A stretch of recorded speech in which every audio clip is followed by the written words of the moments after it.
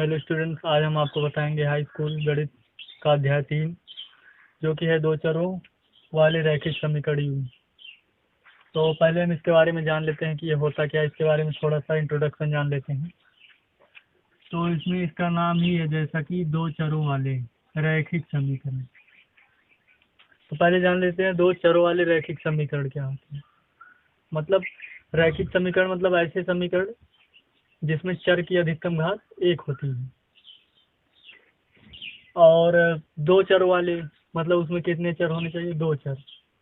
दो चर मतलब एक्स वाई होंगे या कोई भी। तो पहली बात जान लेंगे कि इसमें दो चर होंगे और फिर जो चर होंगे उनकी अधिकतम घात एक होगी। और युग्म युग्म मतलब दो समीकरण होंगे, अकेला समीकरण नहीं होगा। तो दो चर वाले रैखिक समीकरण कैसे पहचानेंगे है ये।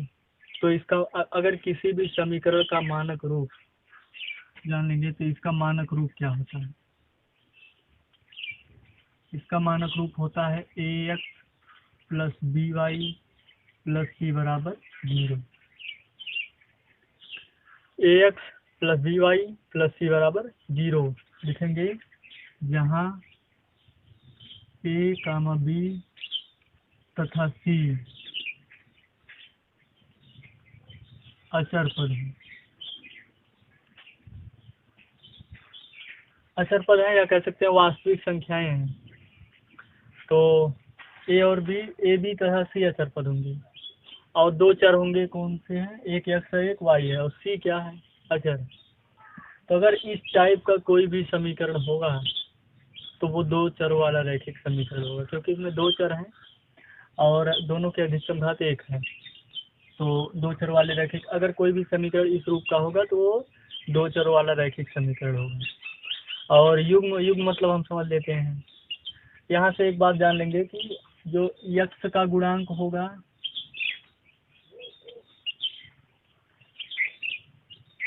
वो ए होगा और जो वाई का गुणांक होगा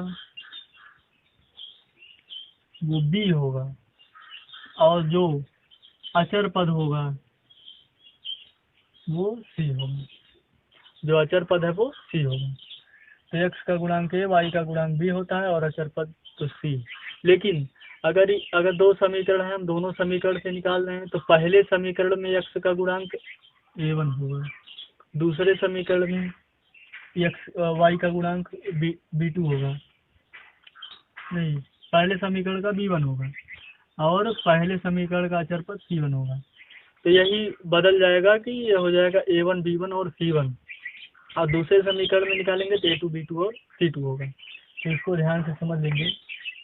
तो अगर दो समीकरण, दो चरों में रैखिक समीकरण युग्म कैसे होंगे उसको भी हम जान लेते हैं। तो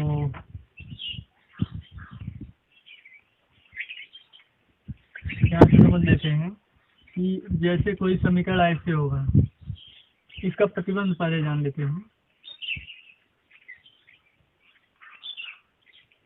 प्रतिबंध ये है कि मतलब कब पता चलेगा कि ये दो चरों वाला रैखिक समीकरण नहीं है, कैसे कंफर्म करेंगे।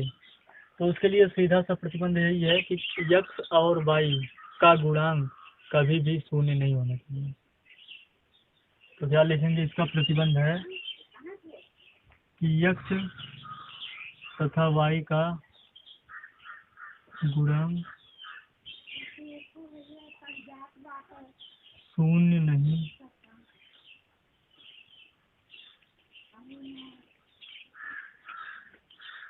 तो एक्स और वाई का गुणांक कभी शून्य नहीं होगा। मतलब ए और बी शून्य नहीं होगा। क्यों? क्योंकि अगर एक्स और वाई का गुणांक शून्य हो जाएगा तब तो पूरा समीकरण शून्य हो जाएगा। तो कहाँ दो चर वाला रैखिक समीकरण होगा। तो इसके सिर्फ एक प्रतिबंध है, सी सी अगर शून्य हो जाए तो कोई फर्क नहीं है। मतलब कि अब इसका एग्जाम्पल हम देख लेते हैं। इसका एग्जाम्पल ये होगा 2x plus 3y plus 5 is equal to 0। ये दो चरों वाला रैखिक समीकरण है। लेकिन अगर हम यहाँ 5 को हटा दें यानी कि 2x प्लस 3y ये बराबर 0, तब भी ये दो चरों वाला रैखिक समीकरण है। लेकिन अगर x और y में से कुछ 0 हो जाएगा तब ये रैखिक समीकरण नहीं होगा दो चरों वाला। तो यही प्रतिबंध है कि x और y का गुणांक कभी शून्य नहीं होना चाहिए। और फिर ये जान लेंगे कि किस टाइप के समीकरण होंगे दो चरों वाले रैखिक समीकरण में। तो ये ऐसे समीकरण होंगे, जैसे पहला समीकरण होगा a1x plus b1y plus c1 बराबर 0, a2x plus b2y plus c2 बराबर 0 के रूप के समीकरण युग्म दो चरों वाले रैखिक समीकरण युग्म हैं। मतलब अगर इस टाइप के दो समीकरण होंगे तो समीकरण कब होंगे कि जब उनके बराबर में 0 होगा। इस बात को समझ लेंगे कि समीकरण में बराबर जरूर होगा, बराबर जरूर होगा, 0 हो या ना हो तब भी। तो इस टाइप के जो भी समीकरण युग्म होंगे, दो समीकरण होंगे तो वो युग्म में होंगे। तो अब हम आपको बताएंगे कि दो चरों वाले रैखिक समीकरण का हल कैसे ज्ञात करते हैं। तो पहले समझ लेते हैं कि दो चरों वाले रैखिक समीकरण का हल क्या होता है। तो इसमें क्या होता है कि दो चर होता है x और y। तो इसमें हम x और y का ऐसा मान रख दें ताकि दोनों पक्ष बराबर आ जाए, LHS बराबर हो जाए RHS की। मतलब वह मान जो दो चर वाले रैखिक समीकरण के दोनों पक्षों को बराबर कर दे, वही रैखिक समीकरण का हल कहलाता है।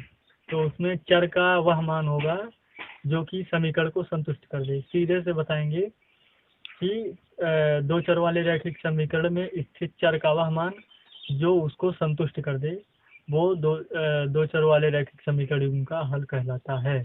और इसको जान लेते हैं कि यहाँ पर हम क्या समीकरण 2 हम लिखे हैं। यहाँ ये समीकरण 1 है, समीकरण 2 है। तो हम इसका हल निकालेंगे। तो सबसे पहले क्या करेंगे, हमको मालूम है कि इसमें 2x दोनों में बराबर है। तो हम क्या करेंगे कि समीकरण 2 में से एक को घटा लेंगे, क्योंकि हमको वैल्यू x y की निकालनी है। तो लिखेंगे समीकरण 2 में से एक को घटाने पर। तो घटाने के लिए रूल जानते होंगे, नहीं जानते तो जान ले कि राइट साइड वाले से राइट साइड वाला घटता है और लेफ्ट साइड वाले से लेफ्ट वाला। बाएं पक्ष से बाएं पक्ष घटेगा और दाएं पक्ष से दाएं पक्ष। तो हो जाएगा 2x प्लस 5y ये बराबर 19, और हो जाएगा 2x plus 3y is equal to 5 है। अब इन दोनों को हम घटा लेंगे। ये चिन्ह माइनस, ये माइनस, ये भी माइनस, कट जाएगा। ये 5y माइनस 3y आ जाएगा 2y। 19 में से 5 हटाएंगे 14 आ जाएगा। तो यहाँ से 2 सते 14, तो y बराबर कितना है 7। अब y का मान चाहे समीकरण 1 में रख दे या 2 में। तो लिखेंगे y का मान समीकरण 1 में रखने पर, समीकरण 1 में रख देंगे y का मान 7 में। तो जाएगा 2x प्लस 3 इंटू 7 हो जाएगा बराबर 5 के। हो जाएगा 2x ये हो जाएगा प्लस 21 के बराबर हो जाएगा 5 के। तो 2x के बराबर हो जाएगा 5 माइनस 21, तो 16 हो जाए, माइनस 16 आ जाएगा। तो 2 8 जा 16, तो x बराबर हो जाएगा -8। तो x का मान आएगा -8 और y का मान आएगा 7। तो रख के देख लेते हैं क्या इससे दोनों समीकरण संतुष्ट होंगी। तो यहाँ रखेंगे तो 8 दूनी 16, -16 हो जाएगा और 7 पचे 35, 35 में से 16 घटाएंगे 19 आएगा। यहाँ रखेंगे तो -8 दूनी 16 और 7 त्रिक 21, 21 में 16, मतलब कि इसका मान आया x का मान 8 -8, y का मान 7। x बराबर है -8, y बराबर 7। ये दोनों ऐसे मान हैं जिनको रखने पर समीकरण के दोनों पक्ष संतुष्ट हो रहे हैं, मतलब बराबर आ जा रहे हैं। तो यही समीकरण का हल है। तो इसको निकालने के लिए 3 विधियां हैं। इसको दो चरों के रैखिक समीकरण को निकालने की 3 विधियां। पहला है इसमें जो है प्रतिस्थापन विधि पढ़ना है, और उसके बाद पढ़ना विलोपन विधि, और उसके बाद पढ़ना है वज्रगुणन विधि। 2 विधियों को कक्षा 8 में बताया जा चुका है, फिर भी हम अगले पार्ट में इसको बताएंगे। तो और बाकी एक विधि वज्र गुणन विधि है जो कि बताना है। हाई स्कूल गणित प्रश्नावली 3.1 का सवाल नंबर 1 देख लेते हैं। तो इसमें है कि आफताब अपनी पुत्री से कहता है कि 7 वर्ष पूर्व मैं तुमसे 7 गुनी आयु का था, और फिर कह रहा है कि अब से 3 वर्ष बाद मैं तुमसे केवल 3 गुनी आयु का रह जाऊंगा। तो कह रहा है इस स्थिति को बीजगणितीय एवं ग्राफीय रूपों में व्यक्त कीजिए। तो हम इसको बीजगणितीय रूप में व्यक्त कर रहे हैं, बाकी इसका जो ग्राफीय रूप होगा इसको हम आगे बताएंगे। कोशिश करेंगे कि जब ये निर्देशांक ज्यामिति पढ़ाया जाएगा तब इसको समझाएंगे। फिर भी अगर इसके बारे में तुरंत समझना हो तो कमेंट करके जरूर बताएं। तो सवाल पर आते हैं। तो कह रहा आफताब और उसकी पुत्री की बात हो रही है। तो आफताब की वर्तमान आयु को x मान लेंगे और उसकी पुत्री की वर्तमान आयु को y मान लेते हैं। तो लिखेंगे माना आफताब की वर्तमान आयु बराबर x वर्ष। आफताब की वर्तमान आयु बराबर x वर्ष और उसकी पुत्री की वर्तमान आयु y मान लेते हैं। पुत्री की, वैसे इस टाइप के सवाल में 2 चर जरूर मानना पड़ेगा क्योंकि तभी तो ये 2 चर वाला रैखिक समीकरण है। तो फिर कह रहा है कि 7 वर्ष पूर्व मैं तुमसे 7 गुनी आयु का था। तो 7 वर्ष पूर्व आफताब की आयु जान लेंगे। तो लिखेंगे 7 वर्ष पूर्व, पूर्व मतलब पहले, आफताब की आयु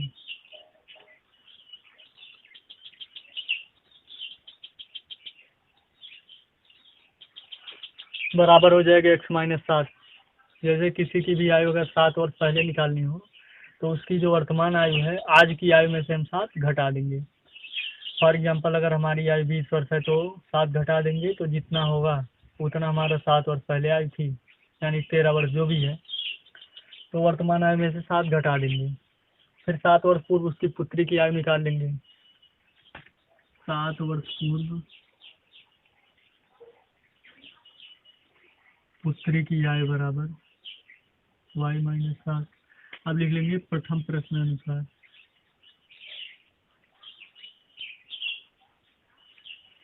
प्रथम प्रश्न अनुसार तो पहले प्रश्न के अनुसार कह रहा है 7 वर्ष पूर्व में तुमसे 7 गुनी आयु का था। अपनी पुत्री से कह रहा है। आफताब कह रहा है कि 7 वर्ष पूर्व मैं अपनी पुत्री की आयु का 7 गुना था। तो उसकी पुत्री की आयु कितनी है y-7, और इसमें किसका गुणा कर देंगे 7 का। तो फिर समझ लीजिए 7 वर्ष पूर्व आफताब की आयु मतलब x-7, उसकी पुत्री की आयु 7 वर्ष पूर्व y-7 से 7 गुना था मतलब गुणे 7। तो हो जाएगा x-7 बराबर 7y-49 और हो जाएगा x-7y x-7y और बराबर हो जाएगा -49 + 7 तो -42 हो जाएगा। इसको समीकरण 1 मान लेंगे। तो इस तरीके से समीकरण 1 बन गया। और फिर कह रहा है कि द्वितीय प्रश्नानुसार जान लेंगे क्या है। द्वितीय प्रश्नानुसार, द्वितीय प्रश्नानुसार कह रहा है कि अब से 3 वर्ष बाद मैं तुमसे केवल 3 गुनी आयु का रह जाऊंगा। तो 3 वर्ष बाद आफताब की आयु कितनी होगी x+3। अब इसको हम बार बार लिखेंगे नहीं, 3 वर्ष बाद आफताब की आयु x+3 होगी। और कह रहा है कि मैं तुमसे केवल 3 गुनी आयु का रह जाऊंगा। तो 3 वर्ष बाद उसकी पुत्री की आयु y+3 होगी। तो कह रहा है 3 वर्ष बाद आफताब की आयु उसकी पुत्री की आयु की 3 गुनी हो जाएगी, मतलब पुत्री की आयु में 3 का गुना कर देंगे तो हो जाएगा x+3, ये बराबर हो जाएगा 3y+9। हो जाएगा x-3y, इसको पक्षांतर कर देंगे, सॉल्व कर लेंगे और 9 में से 3 घटाएंगे 6, ये हो जाएगा समीकरण 2। तो इस तरीके से हम केवल यही कह रहा था कि इसको हमको बीजगणितीय रूप में बनाना था। ये नहीं पूछ रहा कि इसका आंसर क्या होगा। या आंसर निकालना होगा कितनी वर्तमान आयु थी तो हम x और y का मान निकालेंगे। तो इस तरीके से सवाल नंबर 2 और 3 है। तो इसको सभी लोग खुद ही लगाएंगे, ये होमवर्क है। तो इसमें कह रहा है क्रिकेट टीम के सवाल नंबर 2 है, ग्राफीय रूप में नहीं व्यक्त करना है, इसको हम बाद में बताएंगे डिटेल से। तो कह रहा है क्रिकेट टीम के एक कोच ने 3900 में 3 बल्ले 6 गेंदें खरीदी। तो इसमें गेंद और बल्ले की बात हो रही, तो बल्ले को एक्स मान लेंगे, एक बल्ले का मूल्य एक्स और एक गेंद का मूल्य वाई मान लेंगे। इस तरीके से लगा लेंगे। 2 किलो सेब 1 किलो अंगूर का मूल्य किसी दिन 160 रुपया था, तो 1 किलो सेब का मूल्य एक्स और 1 किलो अंगूर का मूल्य वाई मान लेंगे और इसके बाद जो है इसको लगा लेंगे।